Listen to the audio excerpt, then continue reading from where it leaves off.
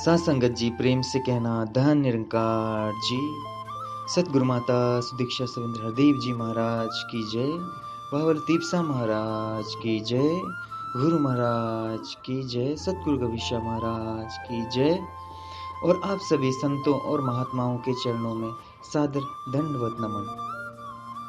और आइए आज फिर आपके सामने सतगुरु बाबा जी हरदेव जी द्वारा रचित हरदेव वाणी से कुछ शब्द आपके सामने लेके आ रहा हूँ। जैसा कि बाबा जी ने यहाँ पे बहुत ही खूबसूरत अंदाज में लिखा है, मालिक खालिक कुल सृष्टि का जग का सृजनहार तू, दुनिया भर को पाल रहा है सबका पालनहार तू। सीधे उस परमात्मा से, उस निराकार से, जिसे बाबा जी ने सीधा अपना संबंध जोड़ रखा था। और साक्षात बाबा जी में ही वो निराकार प्रभु समाये हुए थे। और इसी तरह बाबा जी ने अपने हर वचनों में उस निराकार परम सत्ता का बहुत ही खूबसूरती से वर्णन किया है। और जग जग में और जन जन में इसको बताने का प्रयास किया है और लोगों को समझाने का प्रयास किया है कि आप भी इसे जानें और अपने जीवन को सफल बनाएं। मालिक खालिक, मालिक भी तू ही है और बनाने वाला भी तू ही है खालिक। कुल सृष्टि का जग का सृजनहार तू, और इसको सजाने वाला भी तू ही है, बनाने वाला भी तू ही, सजाने वाला भी तू ही, दुनिया भर को पाल रहा है सबका पालनहार तू। और इस दुनिया को तू ही पाल रहा है और सबका पालनहार तू ही है। सब सोचते हैं इस संसार में कि हम अपने परिवार को पाल रहे हैं और हम अपना पेट भर रहे हैं और हम करने वाले हैं। गलत बात। जो इसको चलाने वाला है उसके बारे में कभी आपने सोचा ही नहीं कि सृष्टि कहां से उत्पन्न हुई। सोचा सृष्टि में हम उत्पन्न हो रखे हैं ना, इस धरती पे तो हम उत्पन्न हो रखे हैं, लेकिन ये धरती कहां से उत्पन्न हुई? कौन इसको बनाने वाला है? कोई तो होगा।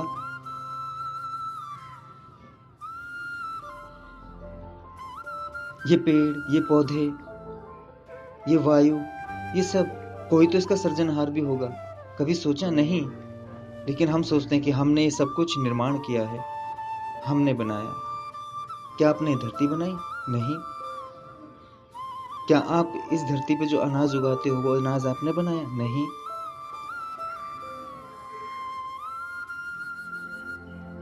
फिर क्या?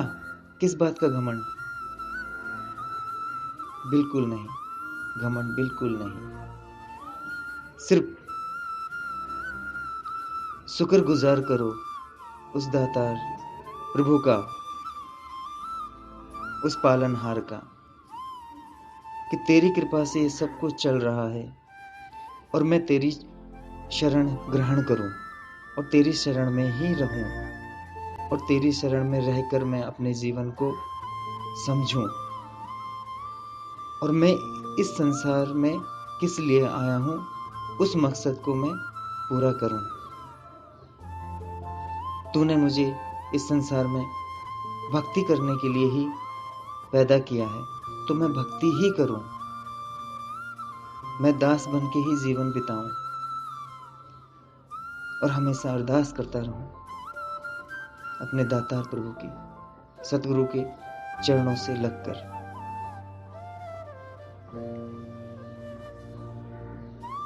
राजा हो या रंक भिखारी, मांग के तुझसे खाते हैं। वाह! चाहे राजा भी हो ए भिखारी भी हो, सब तेरे से ही मांग कर खाते हैं। सही बात है, बिल्कुल हकीकत है। अभी कहा था ना कि अनाज कौन उगा रहा है? राजा उगाएगा। राजा ने उत्पन्न किया है। वो बीज कहाँ से आया है? इस धरती में वो बीज बोते हैं तो इस धरती से उसको कैसे, कौन से वो चीजें मिलती हैं कि जिससे वो एक पौधा बन के उत्पन्न होता है ना कोई शक्ति इस पृथ्वी में, इस धरती में है ना कोई शक्ति। लेकिन वो शक्ति कौन सी है, कौन है और किसने वो शक्ति प्रदान की है? जानो ना। कभी इस धरती ने घमंड किया? हमने इस पे इतने बड़े बड़े औजार चलाए, सीना छल्ली कर दिया, इतने बड़ी बड़ी बिल्डिंगें बना दी, सब कुछ इस पे करते हैं कभी, लेकिन इसने कभी बोला कि तुम क्यों कर रहे हो ऐसा मेरे ऊपर? नहीं, नहीं बोला।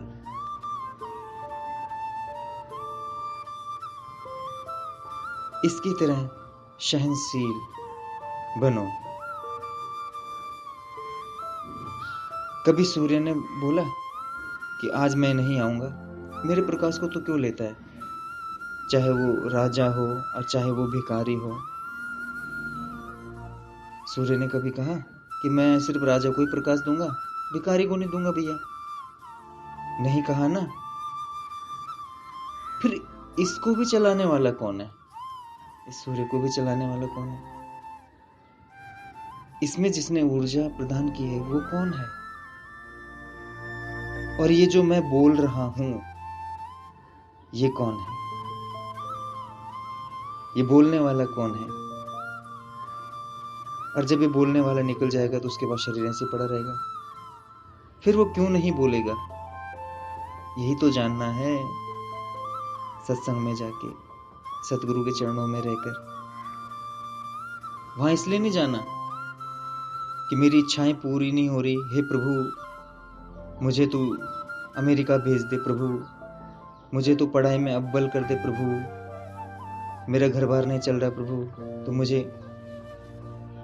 मेरा घर बार सही कर दे, मेरे पास बच्चा नहीं है मुझे बच्चा दे दे, मेरे पास दुखी हूं मैं। ये नहीं, इस चीज के लिए नहीं है, इस चीज के लिए सत्संग में नहीं, बिल्कुल भी नहीं, कदापि नहीं। जाओ सतगुरु के चरणों में लगो, मोहब्बत करो, प्रेम करो सतगुरु के चरणों से, और उस धूल को अपने माथे पर लगाओ। धीरे धीरे धीरे धीरे सब मिलेगा। और एक दिन ऐसा आएगा कि सतगुरु साक्षात्कार करवा देंगे आपको उस परम सत्ता से, साक्षात्कार दिखा देंगे। सब बंदे ही तेरे आगे दामन को फैलाते हैं। बिल्कुल।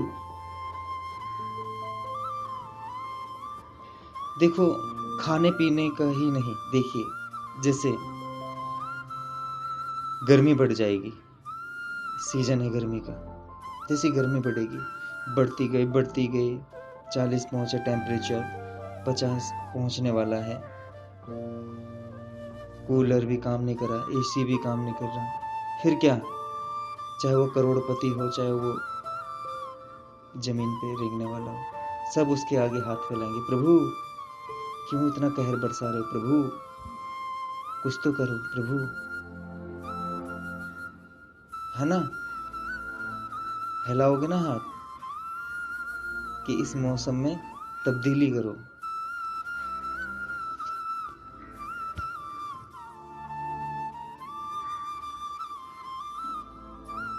तेरे आगे ही हाथ फैलाकर हम हर चीज की कामना करते हैं। मंदिर में जाओ, कभी कोई इसलिए नहीं गया कि भगवान ने मुझे याद किया है, या भगवान को मैं याद कर रहा हूँ, या भगवान को मैं याद करता हूँ इसलिए मैं मंदिर में जा रहा हूँ। नहीं, मेरी कुछ ना कुछ कामना होती है। और वहाँ मैं जो दे के भी आऊँ, अगर मैं 10 रुपये दे के आता हूँ तो मैं 100 रुपये मांग के आता हूँ, और अगर मैं 100 रुपये दे के आ रहा हूँ तो मैं 1000 रुपये मांग के आता हूँ, और अगर सपोज दैट गलती से मैं 1000 रुपये दे के आ रहा हूँ तो कम से कम 1 लाख रुपये की कामना में रखता हूँ। और सोना चढ़ा दिया तो सोने की जगह मैं हीरे की कामना रखता हूँ। और अगर मैंने 100 गज जमीन दान कर दी मंदिर के नाम पे तो कम से कम मैं 1000 गज जमीन की कीमत बता के आ जाता हूँ प्रभु को, चाहे वो मंदिर हो चाहे मस्जिद हो।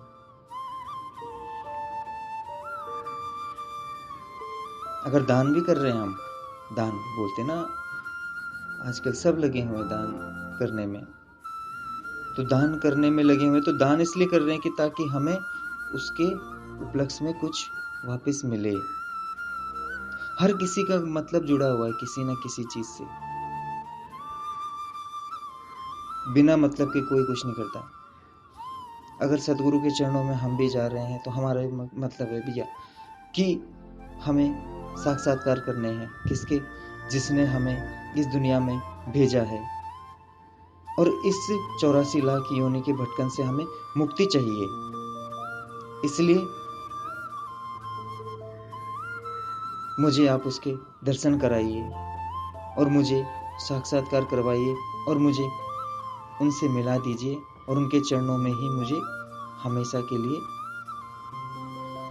अर्पित कर दीजिए।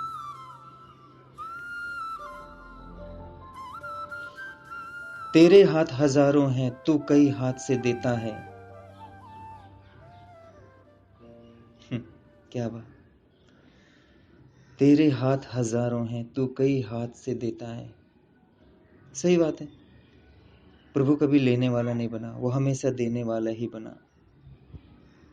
अरे हम उसे क्या देंगे, हमारे पास कुछ है कभी देने वाला? जन्म भी उसी ने हमें दिया इस धरती पे, और उसी के कारण हम चल रहे हैं, फिर रहे हैं, उसी के कारण ये बोल पा रहे हैं, उसी के कारण ये देख पा रहे हैं।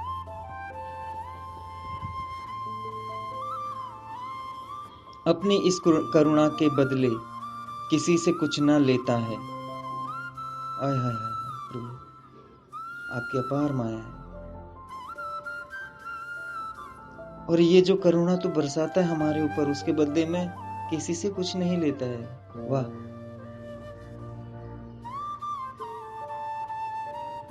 कुछ नहीं लेता है किसी से, सिर्फ देता ही रहता है। लेकिन लेने वाला भी चाहिए ना, किस तरीके से प्रभु दे रहा है, लेकिन आप लेने वाले भी तो बनो। सबको सब कुछ देता है पर देकर नहीं जताता है। आहा, अगर मैं अभी, मैं हूं, आप हैं, कोई भी है संसार में, किसी को अगर 100 रुपये उधार देते हैं तो 10 जगह बता देते हैं, अरे उसको तो मैंने पैसे दिए थे 100 रुपये। चलो 100 रुपये एक छोटी सी राशि है, बड़ी ले लेते हैं 1000 रुपये, 2000 रुपये, 5000 रुपये, 10,000 रुपये, कोई भी हो, चाहे वो आप दान ही क्यों ना कर रहे हो।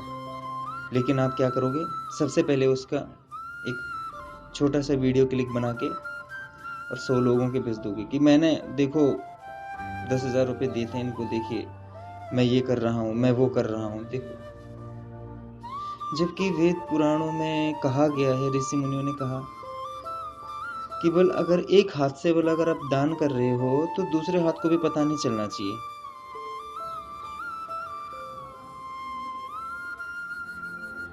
लेकिन एक हाथ से यहाँ लोग दान तो दे रहे हैं, लेकिन यहाँ हजारों हाथों को बता रहे हैं कि हमने इतना दिया है, हमने इतना दिया है। और कई ऐसे भी हैं चुपचाप लगे रहते हैं, चुपचाप अपना लगे रहते हैं।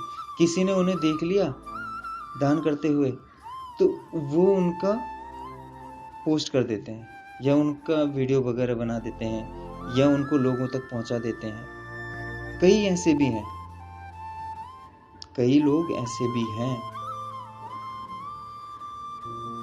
कई जैसे सुनने में आया था कुछ टाइम पहले कि जमुना या गंगा की सफाई करने वाले कुछ एक आध लोग वो लगे रहते थे, लेकिन उन्होंने कभी पोस्ट नहीं किया। लेकिन किसी ने देखा तो उन्होंने देखा कि पिछले 4 सालों से लगे हैं, 5 सालों से लगे हैं और ये काम रेगुलर ही करते रहते हैं। तो बताइए, वो भी तो कर रहे हैं ना, लेकिन उन्हें दिखाने की जरूरत नहीं पड़ी ना। इसी प्रकार प्रभु सबको सब कुछ देता है पर देकर नहीं जताता है। वो कोई वीडियो नहीं बनाता, वो कोई वो नहीं करता। जिसको मिल जाता है वो खुद उसके गुणगान करता है। जिसको मिल जाता है वही खुद गुणगान करता है। मैं अगर किसी की मदद कर रहा हूं तो मैं अपने मुंह से नहीं बोलूं कि मैंने उसकी मदद की। हाँ, वो जाके कहीं बोल दे कि हाँ उन्होंने मेरी मदद की, उन्होंने ये किया, उन्होंने ये दिया, वो अलग बात है, लेकिन खुद से नहीं। हे दाता दयालु तू बस अपना विरद निभाता है। इतना दयालु है कि तू अपना हर वक्त फर्ज निभाता रहता है। एक ये मानव ही है, ये जीव ही है जो अपना फर्ज भूल जाता है, और इसको फर्ज तब याद आता है जब इसमें मुसीबत की घड़ी आती है, तब इसको अपना फर्ज याद आता है। जैसे इस टाइम पूरी दुनिया घर बैठ रखी है और अब अपना फर्ज सबको याद आ रहा है कि मेरा फर्ज क्या है, प्रभु के सुमिरन करना और उसके चरणों में ही रहना। और कई ऐसे भी हैं राक्षस प्रवृत्ति के जिन्हें अभी भी समझ नहीं आ रहा है, और वो कभी नहीं समझेंगे। 84 लाख योनियों में वो भटकते रहेंगे, फिर दोबारा से जन्म लेंगे, फिर मरेंगे, लेते रहेंगे, मरते रहेंगे। उनकी समझ में कभी नहीं आने वाला। बरस रही है हर बंदे पर तेरी कृपा अपरंपार। हर बंदे पे, हर एक जीव पर तेरी कृपा पल पल बरस रही है, पल पल बरस रही है।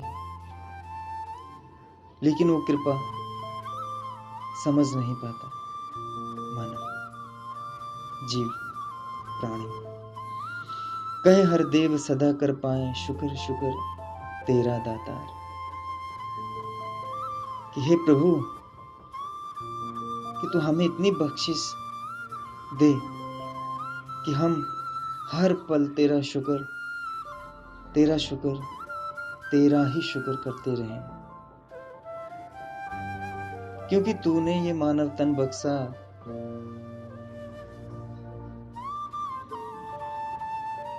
मुझे सबसे बड़ी कृपा तो ये है मेरे ऊपर। और इस मानव तन में तूने मुझे अपने चरणों की धूल बख्शी, उससे भी बड़ी कृपा ये है। और अब तू मेरी उंगली पकड़कर उस दातार, उस निराकार से साक्षात्कार करवाने जा रहा है। ये तो उससे भी बड़ी कृपा है। इसलिए मैं तेरा शुक्र नहीं करूंगा, किसका करूं? मैं पल पल अंतर आत्मा में